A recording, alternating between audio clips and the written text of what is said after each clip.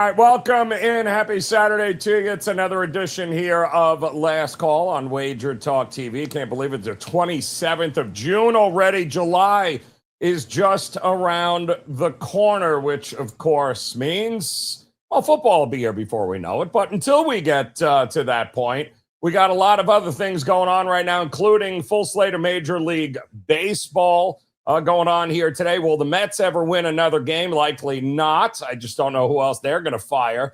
We also have the Yankees never deciding to win another game against Boston, although Garrett Cole's on the mound today, which means they've likely already given up 6 runs. Game hasn't even started yet. But the big fun of the day is going to come in trying to guess who gives a crap in World Cup action here. I know somebody who gives a crap, and I know somebody all for the last 2 weeks that has been absolutely crushing it, and he's going to join us here to talk about all the World Cup action going on. 5 matches, I believe, in total here today to round out the group stage. So the bottom line is sharpen that number to pencil and get ready. Let's welcome in our good friend Carmine Bianco, who's been dishing out winners like Oprah Winfrey, handing out gifts on the best betting show all damn week here. Just spot on across the board. You are killing it here, my man. And I got to tell you, it pays to actually watch a show that the press is on. I hate to admit it, but there's some value to doing that, Carm. So welcome in and congrats on another very profitable week here in the World Cup. Yeah, I think I went 5-0 on the show yesterday because Prez wasn't on the show. So there you go. It was you and Art Caesar, who two fine young gentlemen. But yeah, I'm loving the World Cup. Some weird results on match day 3s, right? It's just it's like Father's Day. There's like ties everywhere, and today might be another one of those days. So. Well, we got quite a few games going on here, Carm. And if you guys have any particular questions here, drop them in the chat for us. Don't forget to hit that like and subscribe button. We appreciate you hanging out with us on this Saturday. Carm, we watched yesterday. I thought it was interesting because, match day 3 is just, we're goodbye group stage. Like, my goodness, trying to figure out in some of these games, which teams are going to show up and which aren't. France had no problem playing everybody, and it was like, screw you, we don't care, nor you sit whoever you want, Norway, doesn't make a difference, we're going to pummel you one way or the other. Exact opposite of what Team USA did the night prior, and I'm wondering, what is England doing today in this game here? What do we expect? Because France they didn't want to hear about load management, and it's a marathon, it's a sprint. They wanted nothing to do with that. Does England do the same thing coming up later today? I thought about that, and with the late games, obviously, where there's little or no info on the lineups coming out, which is why, like, with the exception of like one game today, the other 5 I haven't released plays to clients on just until the word of some lineups come out. But as far as England goes, I reference back to like 2018. Of trying to basically pick your path in the round of 32 or 16, the knockout stages. And England thought on the final match day, they won their first 2 games, including pounding Panama, who they played today 6-1 with Harry Kane scoring 3 goals. And they thought, let's just sit everybody against Belgium, finish second in the group, and we avoid France. And they did that. Unfortunately, Croatia had different plans for them and said, hey, we're going to knock you out, not France. So it didn't work out for them there. It's Thomas Tuchel now. It's not Gareth Southgate as far as managers go. And I think he wants to kind of win every single game. He did rest a couple players, and I think it was due to injuries in the last game. But it would be, as I mentioned to our producer, Dan, before the show, it would be an absolute farce for England to lose today to Panama on purpose. And when we talk about like losing on purpose, or we've seen some teams in match day 3, Joe, where the games are just finishing in draws because a draw benefits both teams. This isn't one of the games, but the Algeria-Austria game a little later on, we're going to discuss it, is one. Why else would you see a draw plus 105? Yesterday, there was a draw plus 130. The day before, there's a draw plus 1 20. Those games finished 1-1 and 0-0. So it benefits both teams on the final match day. This one doesn't benefit anybody other than England. Panama's done. They're out of the tournament. They haven't even scored a goal yet in this tournament. England should win this one. And I have to believe, they're going to win this one. I have to believe if you're looking for plus money on a game in which England is like minus 550, I would take Harry Kane, because I believe Harry Kane will start the game, will play for a majority of it. And you can take Harry Kane 2+ goals at plus 255. So Ooh. 2 or more goals. He scored 3 before. We saw him score a couple of goals in his opener. Harry Kane loves to win the Golden Boot. Thomas Tuchel won him winning the Golden Boot and keeping him sharp. So I'm looking for an England win today, but Harry Kane, more importantly, to score 2 or more goals. Well, that's good news. Anybody in the Golden Boot, right, and the Golden Ball markets, because we just learned that Argentina has no intention of starting Lionel Messi today, who is now, I still think, leads, right, with 5 goals here, Carm. Yep. We've been monitoring this all week long. It looks like because they've already wrapped everything up, they've got a late-night game against Jordan down in Dallas, and likely not seeing Messi, which is interesting given the fact that the only goals we have seen from Argentina so far have been via Messi. So if we don't see him, what does that mean we see in this match here against Jordan tonight? Yeah, and I've got it written down here. I just figured Messi would not play today, and even if he did, even if they were to play him, he wouldn't play more than 45 minutes. But why risk injuring a guy who this year, especially in the MLS, he's had issues with his hamstring and his calf? Why risk him in a completely meaningless game when you've locked up top spot? I get it. He wants to score. Argentina have scored 5 goals thus far in the tournament, and they're all Lionel Messi that have scored the goals. But minus 110, and until the lineups come out, so you probably have a couple of hours at the very least until news starts to leak out. You can get guys like Julian Alvarez or Lautaro Martinez who are going to pick up the slack, and they're going to be the forwards, and they're going to be the penalty takers if they're on. Minus 110 anytime goals. Or you can, if you think they're going to score 2+ because Argentina is going to blow out Jordan, then plus 450 on both of them to score 2 or more goals.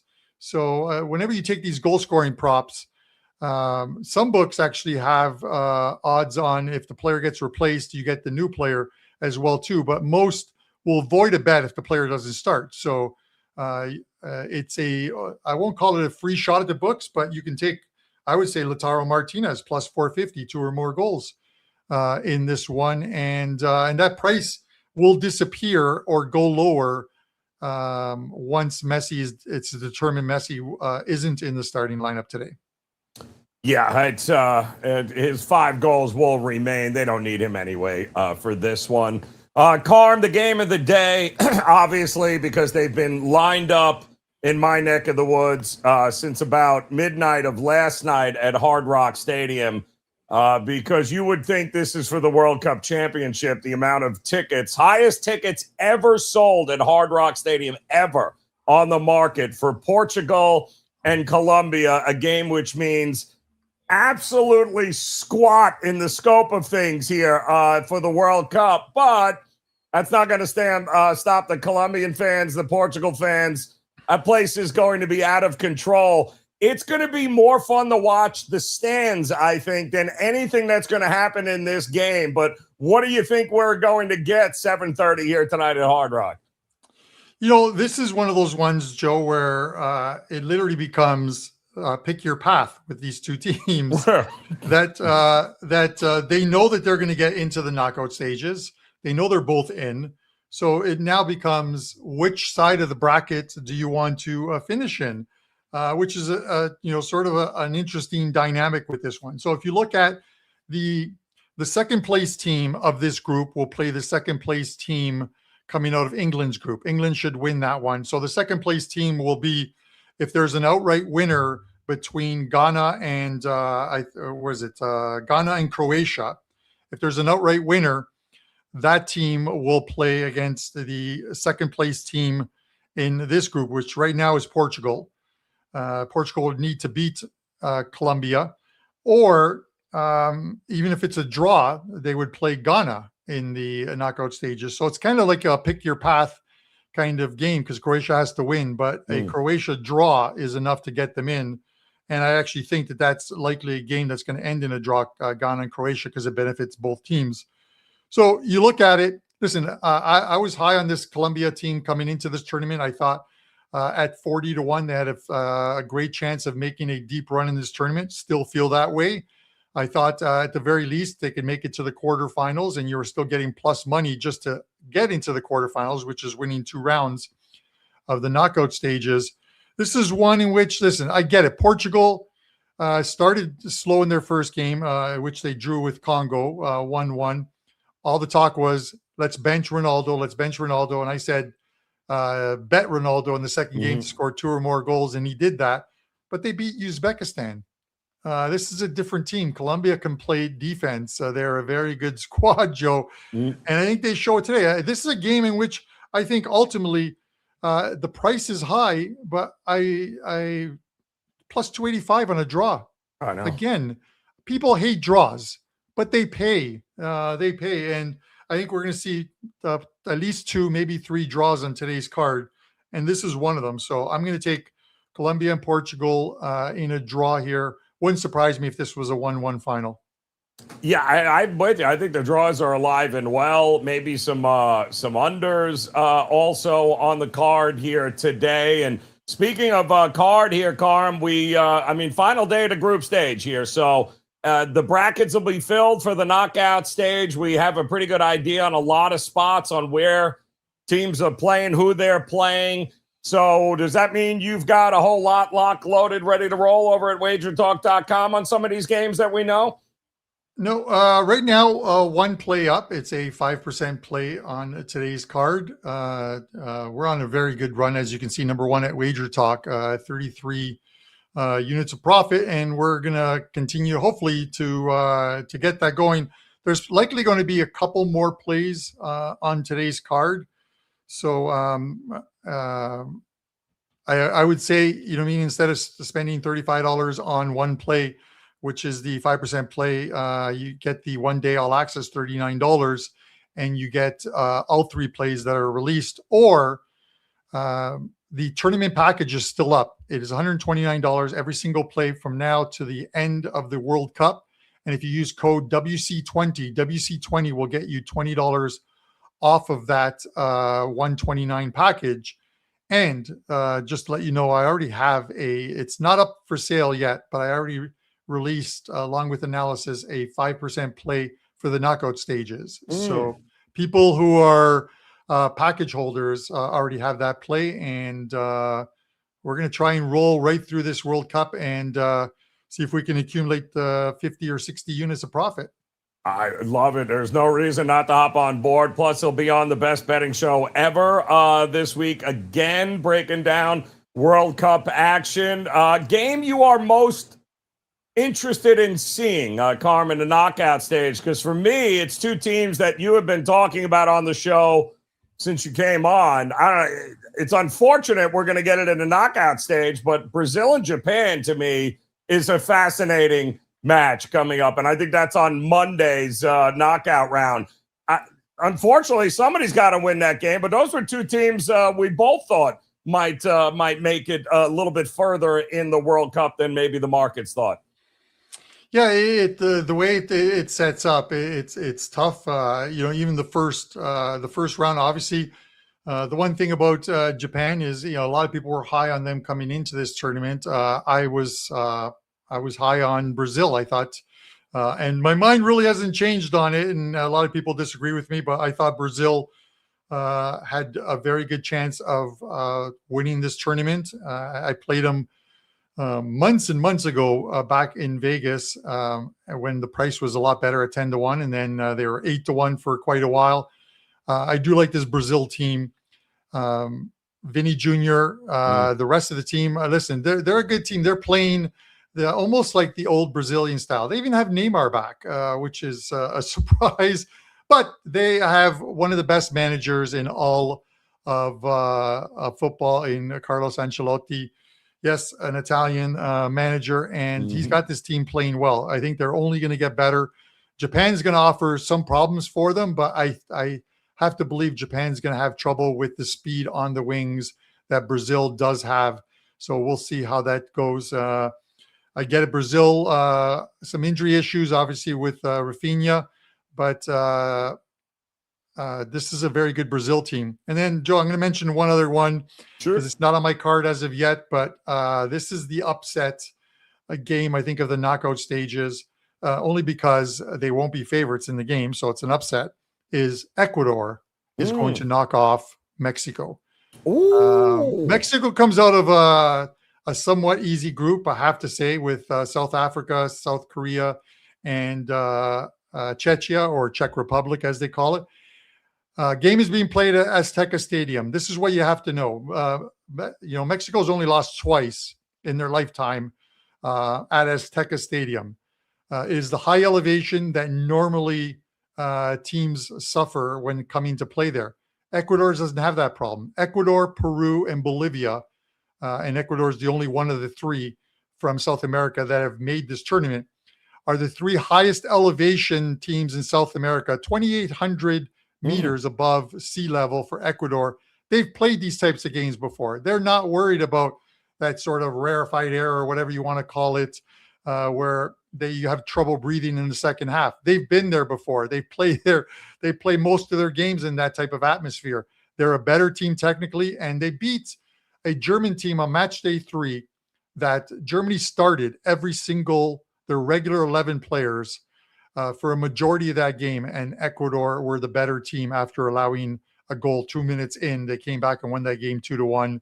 They're not afraid of Mexico. They're going to go in there knowing that they should win that game, and they're a good plus money price. That's outstanding. We did see, by the way, Belgium finally score. That was impressive last night there. You mentioned that on the show yesterday, Carv. If we're getting an over, it's likely going to be just Belgium scoring, and that's exactly what they did. But that means, I don't know, Team USA taking on Bosnia, and all of a sudden that side of the bracket is looking real interesting, and as is your team from Canada, right? They've got the match coming up Sunday. In fact, tomorrow, I believe. And how do you lose but get a better, a more favorable matchup in the knockout stage? Is pretty funny, Carm. Yeah, it's crazy. I think the only thing better would be if Canada was playing today. And the only reason I say that is because today is actually my birthday. Oh, look at that. Yes. It is my birthday. I'm almost the same age as the amount of years since the Leafs last won the Stanley Cup. Ooh. So that's 59. I'm 58. Vampire. A spry 58. But yes, shots fired on the show. But I will say this. I'm getting together with a bunch of friends to watch the game tomorrow. Canada's they've steamed a little bit. They opened up at -120. I'm seeing some -140s.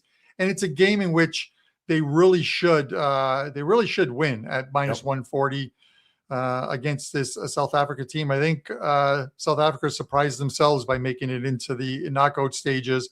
Canada's a lot better defensively, and I think that Canada's speed up front is going to cause some issues for this South Africa team. So Canada's the first team into the knockout stages, or first team with a game in the knockout stages, but the first team that could advance to the round of 16 with a win here. Got some opportunities here, Carm. Still plenty of soccer to go. 196 total goals so far, I believe, is what the count is up to. You and I will follow that all week long in the predictive markets on the best betting show ever. The number was a little 300 plus, I think, yesterday in the markets, and we had some goals yesterday. I don't know how many more hits. And then big time. We started out with 177. I think, what do we got? 196 now since we started talking about it. So almost 200 goals. Yeah. I think we're surpassing that by the end of the group stage. No? Yeah, it's nuts, Joe, because it was they were averaging across all the games. They were averaging, and I talked about it. 60 games have been played going into yesterday. 33 overs, 27 unders, using Crazy. the flat number of 2.5, which books will use, and then they juice it one way or another. But they're averaging 2.95 goals per game. And then yesterday we have 5 in the France game, 5 in the Senegal game, none in the Cape Verde game. Shocker. Of course. 1 in the Spain game, 2 in the Iran game, and then 6 in the Belgium game. So that average, it probably stayed pretty much the same at 2.95, but it is a lot more goals than people expected. Exactly. 196 heading into today. We'll check out what those numbers are in the predictive markets on Monday. But Carm, in the meantime, again, you are locked and loaded. 5%er you mentioned, right? Available today now over at your page? Yes, sir.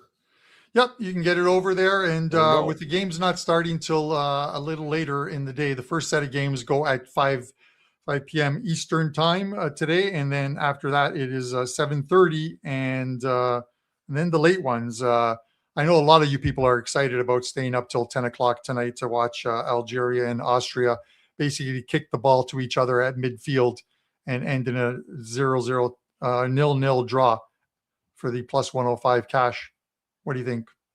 It's like, well, it's like, listen, if a tree falls in the forest, then nobody's there to watch it. Does it take place? Because that's what I feel like with the Uzbekistan game later.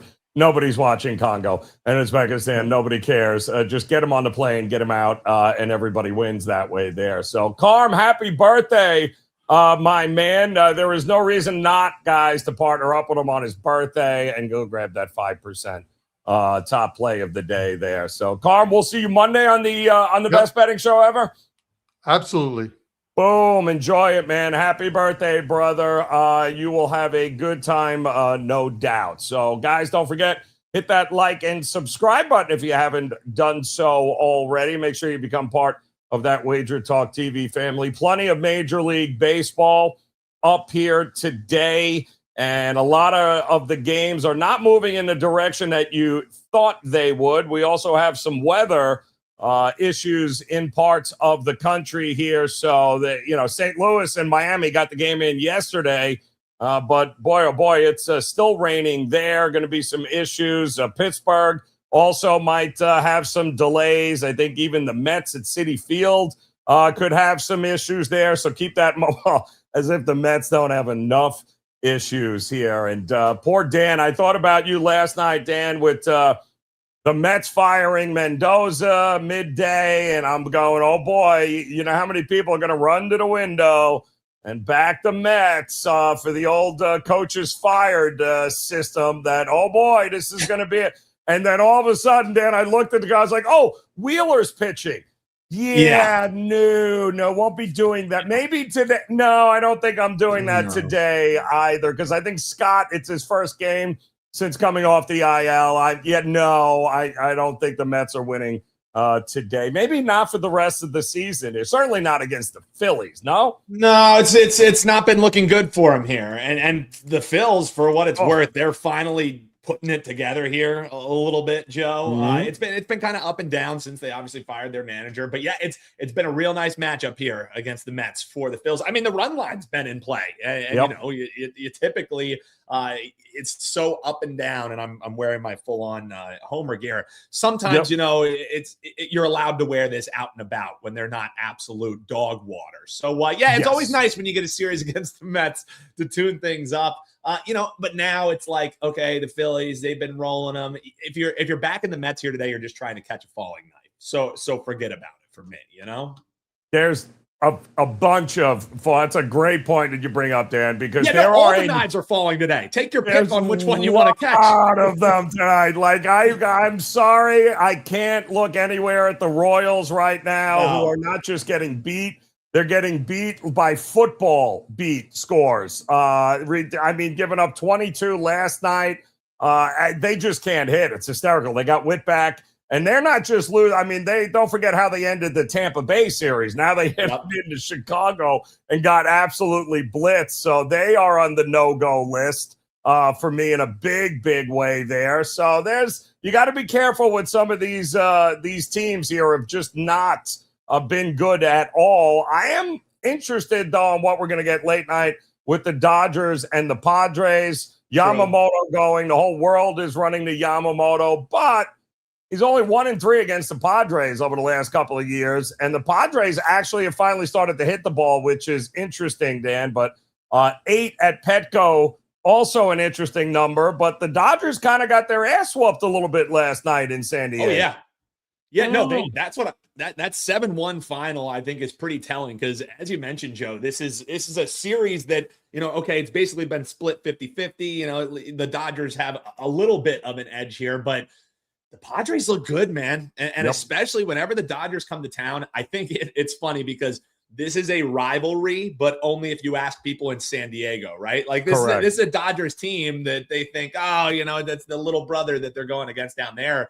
Padres looked great last night. And the one thing I will say is a lot of folks look for backing runs in this series it's always one side of the ledger that seems like they're stacking up runs. It's never a shootout really behind these two teams. In their last 10 meetings, I think the under is actually 6-3 with a push in there. So I get that folks want to back the bounce back spot here with Yamamoto, but as Joe alluded to there, Yamamoto hasn't really been able to crack this Padres lineup in his career. He's had a couple good outings here, a couple good outings there. But I think San Diego last night getting a little bit of wind in their sails. Now they have a little bit of confidence too, wanting to defend the home ballpark there. So I wouldn't be looking to back any overs. And I certainly we're looking at $2 on Yamamoto. Yeah, forget it, man. Yeah, forget it. That's a price that if you want to play the Dodgers, you got to find a different way to attack it. It's one direction for me, San Diego or pass.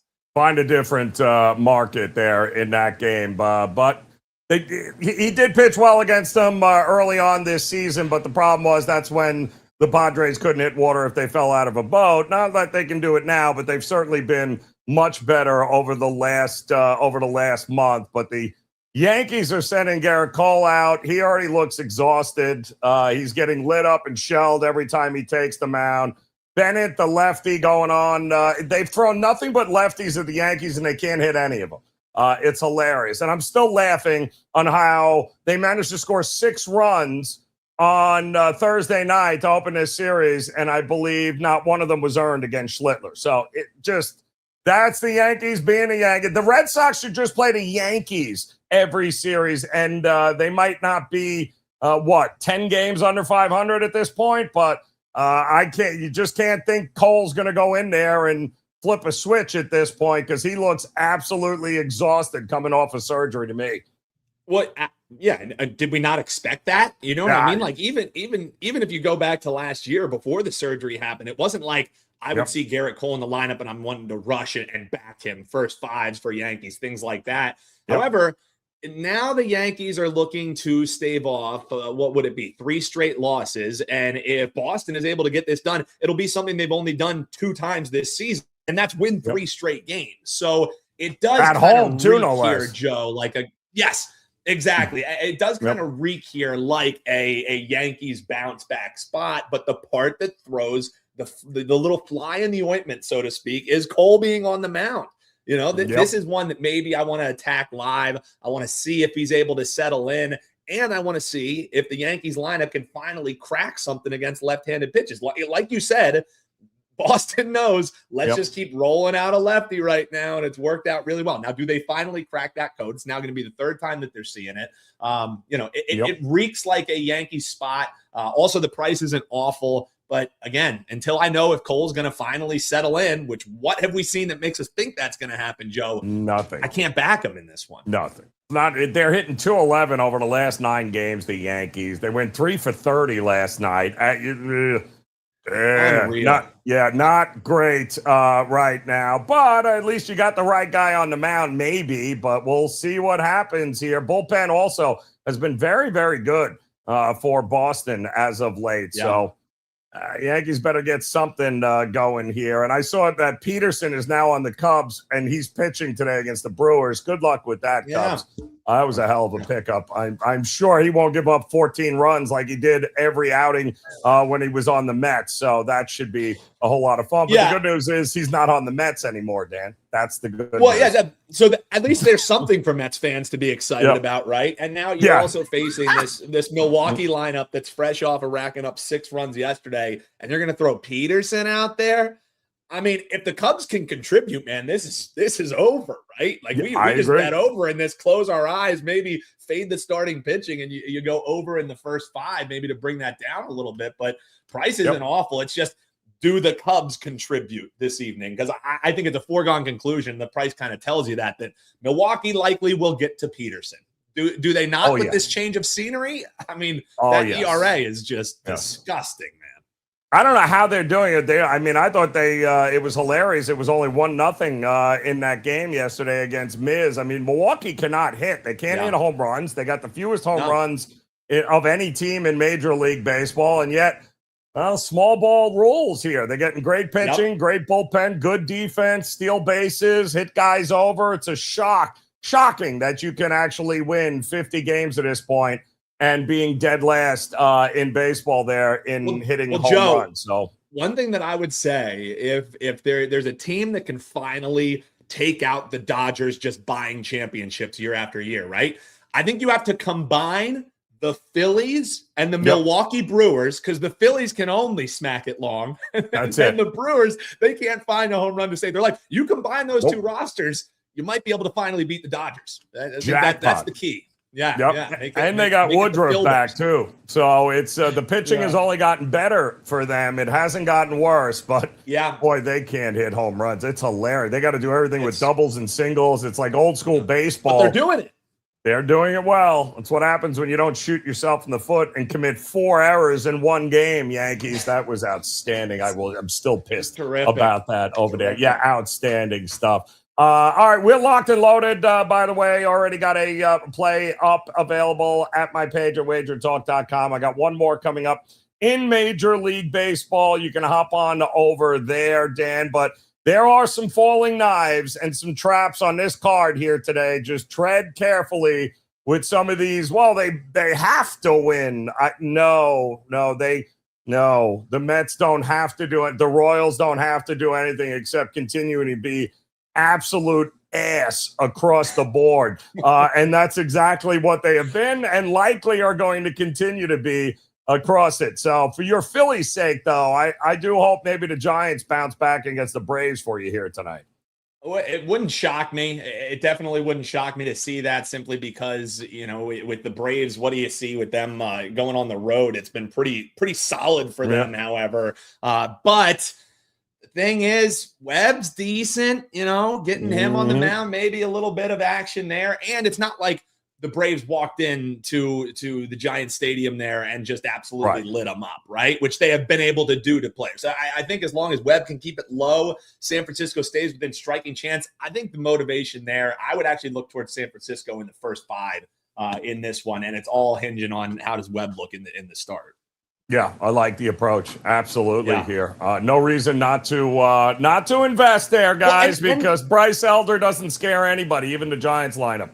And the Giants historically, and this is going back a couple of years because it's not like these two teams, face off all that often. However, the Giants have owned this team. That Braves win last match in the last 3 seasons was only their second win against the San Francisco Giants here. So do the Giants start flexing their muscles again against the Braves? We'll see. But I would prefer to attack it in the first 5 because I think you're getting a good price there. And thank goodness the Braves have actually come back down to earth a little bit, allowed your Philadelphia Phillies and their Yankee manager to come back in and at least make the race interesting. You're welcome. Yeah, that's right, because we can't. Way better than when they tried the Girardi experiment. Yeah, right. No, can you take Boone? Take Booney. Yeah, take Booney. Give us Mattingly. Would be happy.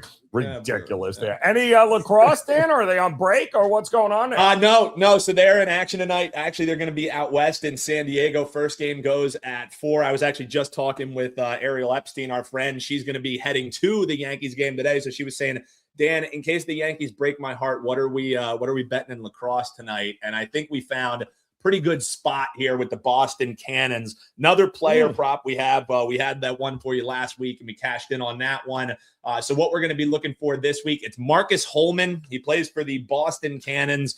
Really like him in a spot here. He has absolutely owned the California Redwoods when they played. In 8 career games, Joe, he's gone over his player prop total in 7 of 8 of them. And he's scored as high as 7 points. So this is a nice price. You can find it over on the Blue Book, -120. The name is Marcus Holman. The matchup is Boston Cannons versus California Redwoods. It's on all the regulated books. Take Marcus Holman over his 2.5 points. Little late night cash for you guys. 8:30 while you're sweating out those ass games that are going to be in the in the FIFA World Cup. Cash a little lacrosse play there for you. Marcus Holman over his points. That's what I'm attacking tonight, Joe. Marcus Holman, you guys heard it there. A little late night lacrosse. Who doesn't love that? When otherwise it's you got to hope Uzbekistan scores, and nobody wants to do that. So you want to go watch Jordan play soccer, or do you want to watch some preppy dudes throw a ball around? I'm taking the latter, Joe. Just tune in to the Portugal-Colombia game and watch the crowd. And that's the only thing that matters. Real quick, Joe, I just want to let folks know they've been asking, hey, where's Yanni? Where's VR? It's Vegas, right, Joe? So what do they do in Vegas? Cox Internet goes down. So currently VR is trying to work on his internet. If he is back, we will do the Steam Room. He's scheduled for the Steam Room at about 1 p.m. Eastern time. So we'll keep in contact with Yanni. So you clients, if you're missing out, we're going to do something special for you. But Yanni, no internet because Cox sucks ass, Joe. We know that from working with all these guys in Vegas.